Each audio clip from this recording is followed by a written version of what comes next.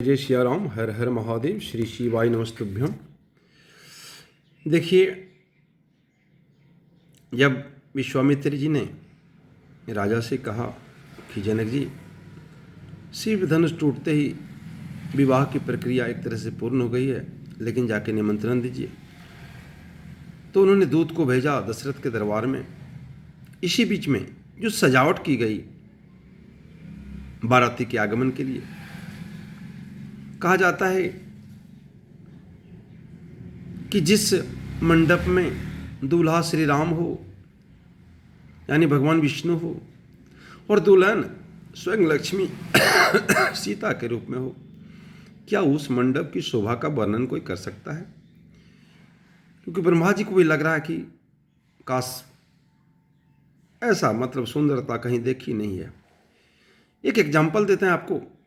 एक गरीब से गरीब घर, ये तो मंडप का छोड़ दीजिए, जनक जी का राज दरबार छोड़ दीजिए, गरीब से गरीब का घर में संपदा इतनी है, इतनी सुख संपत्ति है कि इंद्र का भी जी ललचा जाता है। तो इतने सुंदर मंडप, सारी व्यवस्था की जा रही है, और दूत पहुंचता है दशरथ के दरबार में।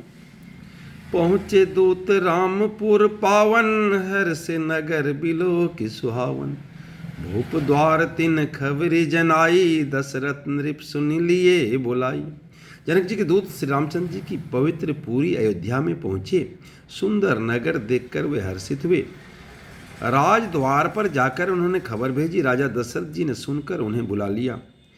करी प्रणाम तिन पाते दिने, मुदित महीप आपो उठिलिनी। बारी बिलोचन बाँचत पाती, पुलक गात आई भरी छाती। दूतों के प्रणाम करके चिट्ठी दी। प्रसन्न होकर राजा ने स्वयं उठकर उसे लिया। चिट्ठी बाँचते समय उनके नेत्रों में जल, प्रेम और आनंद के आंसू छा गया। शरीर पुलकित हो गया और छाती भर आई। राम लखन उर कर बर चिट्ठी, रह गए कहत न खाटी मीठी। पुनि धरि धीर पत्रिका वाची, हर्षि सभा बात सुनि साची। हृदय में राम और लक्ष्मण हैं, हाथ में सुंदर चिट्ठी है। राजा उसे हाथ में लिए ही रह गए, खट्टी मीठी कुछ भी कह न सके। फिर धीरज धरकर उन्होंने पत्रिका पढ़ी। सारी सभा सच्ची बात सुनकर हर्षित हो गई। खेलत रहे तहाँ सुधि पाई, आए भरतु सहित हित भाई। पूछत अति स्नेहु सकुचाई, तात कहाँ ते पाती आई। देखिए, पहले क्या होता था, जैसे चिट्ठी कहीं से आती थी तो सारे लोग जमा हो जाते थे, बताइए कहाँ चिट्ठी है, क्या खबर है। लेकिन आज तो टेक्नोलॉजी ने इस कदर छा गया, टेक्नोलॉजी कि चिट्ठी की महत्ता दिन व दिन क्या बोल रहे हैं, खोती जा रही है। लेकिन ये जो दशरथ के दरबार में देखिए क्या है। खेलत रहे तहाँ सुधि पाई, आए भरतु सहित हित भाई। पूछत अति स्नेहु सकुचाई, तात कहाँ ते पाती आई। भरत जी अपने मित्रों और भाई शत्रुघ्न के साथ जहाँ खेलते थे, वहीं समाचार पाकर वे आ गए। बहुत प्रेम से सकुचाते हुए पूछते हैं, पिताजी चिट्ठी कहाँ से आई है? कुशल प्राण प्रिय बंधु दो, अहें कहूँ कहीं देश। सुनि स्नेह साने बचत, बाची बहुरी नरेश। हमारे प्राणों से प्यारे दोनों भाई कहिए सकुशल तो हैं, और वे किस देश में? ये भरत जी कह रहे हैं। स्नेह से सने ये वचन सुनकर राजा ने चिट्ठी फिर से पढ़ी। जब भरत जी ने ऐसा सुंदर वचन, प्रेम से सने वचन कहा, तो राजा ने फिर पढ़ी चिट्ठी। सुनि पाती पुल के दो भ्राता, अधिक स्नेहु समात न गाता। प्रीति पुनित भरत के देखी, सकल सभा सुख लय हो विसेखी। चिट्ठी सुनकर दोनों भाई पुलकित हो गए। स्नेह इतना अधिक हो गया कि वह शरीर में समाता नहीं। भरत जी का पवित्र प्रेम देखकर सारी सभा ने विशेष सुख पाया। तब नृप दूत निकट बैठारे, मधुर मनोहर बचन उचारे। भैया भैया काहू कुशल दो बारे, तुमने के निज नयन निहारे। तब राजा दूत के पास बैठकर मन को हरने वाले मीठे वचन बोले, भैया कहो, दोनों बच्चे कुशल तो हैं? तुमने अपनी आंखों से अच्छी तरह से देखा है ना? श्यामल गोर धरे धनु भाथा, वै किशोर कौशिक मुनि माथा। वै किशोर कौशिक मुनि साथा। पहचाने हो तुम कहूँ सुभाऊ, प्रेम भी बस पुनि पुनि कहराऊ। सांवले गोरे शरीर वाले हुए धनुष और तरकस धारण किए हैं, किशोर अवस्था है, विश्वामित्र मुनि के साथ हैं। तुम उसको पहचानते हो तो उसका स्वभाव बताओ। राजा प्रेम के विशेष बस होने से बार बार इस प्रकार से पूछ रहे हैं। जा दिन ते मुनि गए लवाई, तब ते आजु साची सुधि पाई। कहु विदेह कवन विधि जाने, सुनि प्रिय बचन दूत मुस्काने। भैया जिस दिन से मुनि उन्हें लिवा गए हैं, तब से आज ही हमने सच्ची खबर पाई है। कहो तो महाराज जनक ने उन्हें कैसे पहचाना? ये प्रिय प्रेम भरे वचन सुनकर दूत मुस्कुराए। देखिए यहाँ एक बहुत बड़ा मैसेज है। सोचिए इतना बड़े चक्रवर्ती राजा और इतना दिन बाद कोई खबर नहीं लिया है, मुनि पर कितना विश्वास है। क्योंकि कहा था दशरथ जी ने कि आज आप ही पिता हैं, अब जो भी निर्णय लेना होगा आप ले सकते हैं इसके बारे में। सुनहु महीपति मुकुट मणि, तुम सम धन्य न को। राम लखनु जिनके तनय, विश्व विभूषण दो। सुनहु महीपति मुकुट मणि, तुम सम धन्य न को।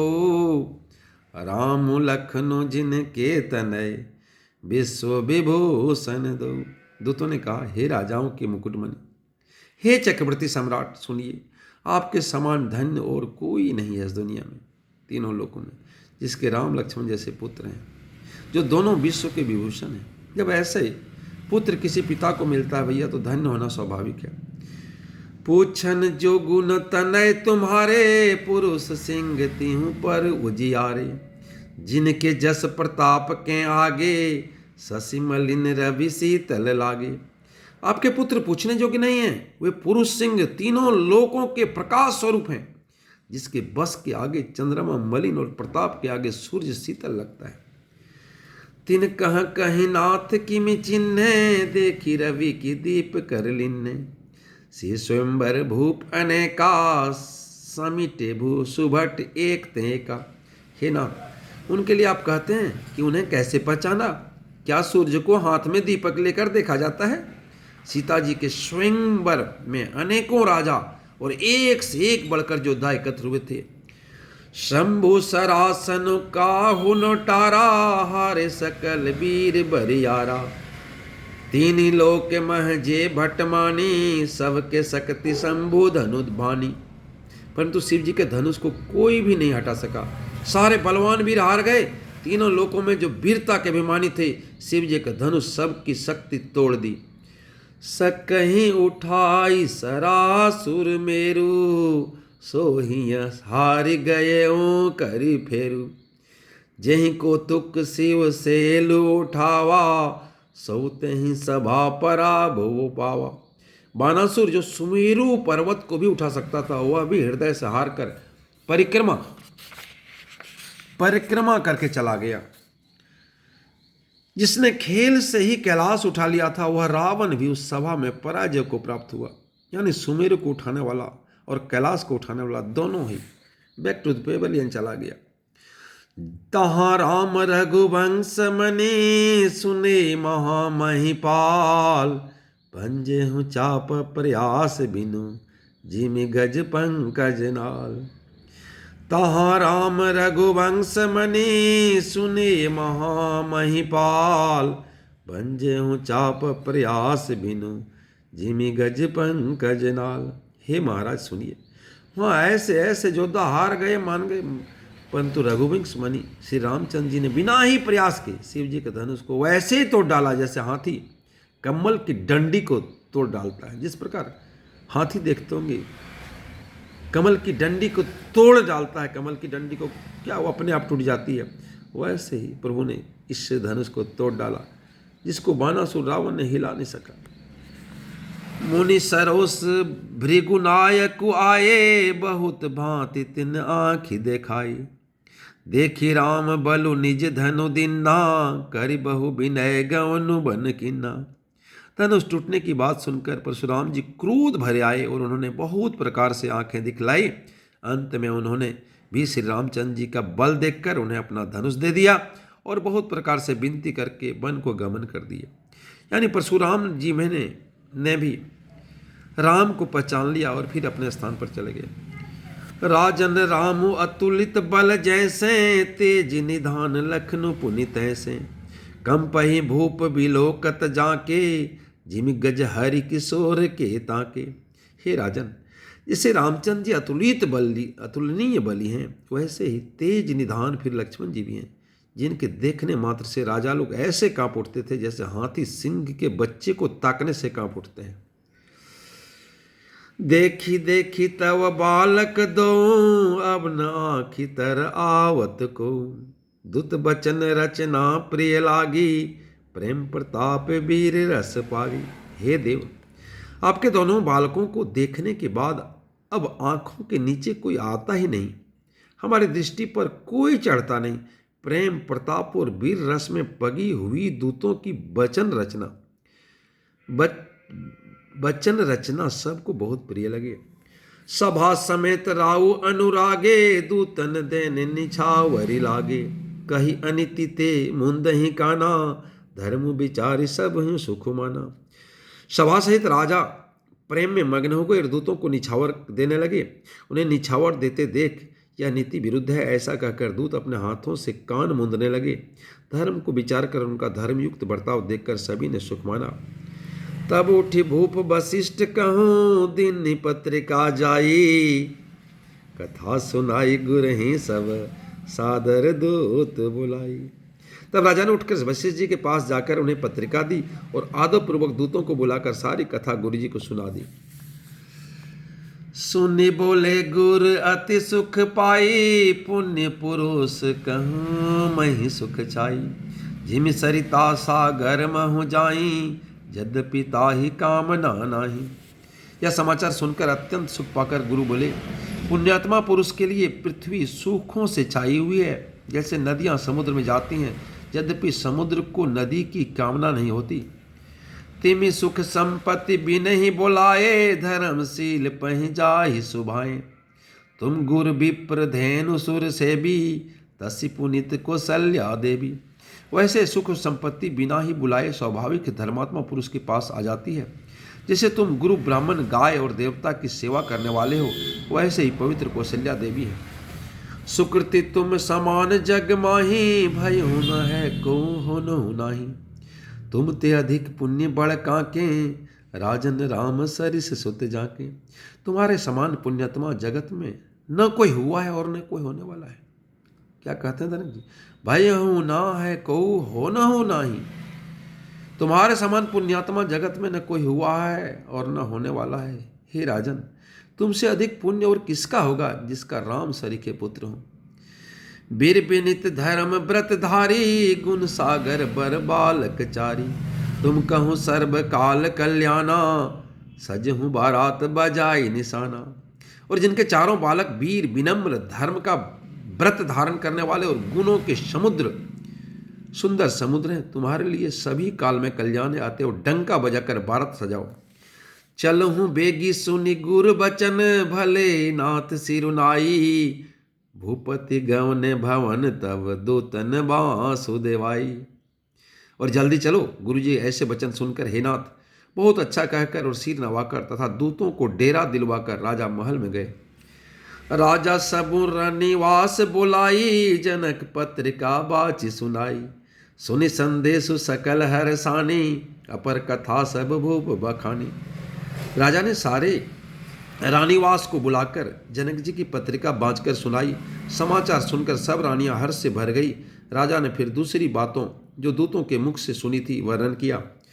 प्रेम प्रफुल्लित राज ही रानी, मनहु सखिनी सुनी बारिद बानी, मुदित असीस देहि गुर नारी, अति आनंद मगन महतारी। प्रेम से प्रफुल्लित हुई रानियां ऐसे सुशोभित हो रहे हैं जैसे मोरनी बादलों की गरज सुनकर प्रफुल्लित होती है। बड़ी बूढ़ी अथवा गुरुओं की स्त्रियां प्रसन्न होकर आशीर्वाद दे रही हैं। माताएं अत्यंत आनंद में मग्न है। ले ही परस्पर अति प्रिय पाती, हृदय लगाई जुड़ा वहीं छाती, राम लखन के कीर्ति करनी, बारही बार भूप बर बरनी। उस अत्यंत प्रिय पत्रिका को आपस में लेकर सब हृदय से लगाकर छाती शीतल करती हैं। राजाओं में श्रेष्ठ दशरथ जी ने श्री राम लक्ष्मण जी की कीर्ति और करनी का बारंबार वर्णन किया है। मुनि प्रसादु कही द्वार सिधाए, रानी ने तब महिदेव बुलाए। दिए दान आनंद समेता, चले विप्रवर आशीष देता। यह सब मुनि की कृपा है, ऐसा कहकर वे बाहर चले गए। तब रानियों ने ब्राह्मणों को बुलाया और आनंद सहित उन्हें दान दिए। श्रेष्ठ ब्राह्मण आशीर्वाद देते हुए चले गए। जाचक लिए हंकारी दिन्नी, छावरी कोटि विधि, चिरुजी वहीं सुतचारी, चक्रवर्ती दशरथ रत्न की। फिर भिक्षुओं को बुलाकर करोड़ों के प्रकार की निछावरें उनको दी। चक्रवर्ती महाराज दशरथ के चारों पुत्र चिरंजीवी हों। कहत चले पहिरे पटनाना, हर सिंहने गह गहे निशाना। समाचार सब लोगन पाए, लागे घर घर होन बधाई। यूं कहते हुए वे अनेक प्रकार के सुंदर वस्त्र पहन पहन कर चले। आनंदित होकर नगाड़े वालों ने बड़े जोर से नगाड़ों पर चोट लगाई। सब लोगों ने जब यह समाचार पाया तब घर घर बधावे होने लगे। भुवन चरी दस भराऊ छाहो, जनक सुता रघुबीर विबाहु। सुनि शुभ कथा लोग अनुरागे, मग गृह गली संवारन लागे। भुवन चारि दस भराऊ छाहो, जनक सुता रघुवीर विबाहु। सुनि शुभ कथा लोग अनुरागे, मग गृह गली संवारन लागे। चौदह लोगों में उत्साह भर गया कि जानकी जी और श्री रघुनाथ जी का विवाह होगा। यह शुभ समाचार पाकर लोग प्रसन्नमय हो गए और रास्ते घर और गलियां सजाने लगे। जय जय सिया राम, हर हर महादेव, श्री शिवाय नमस्तुभ्यम।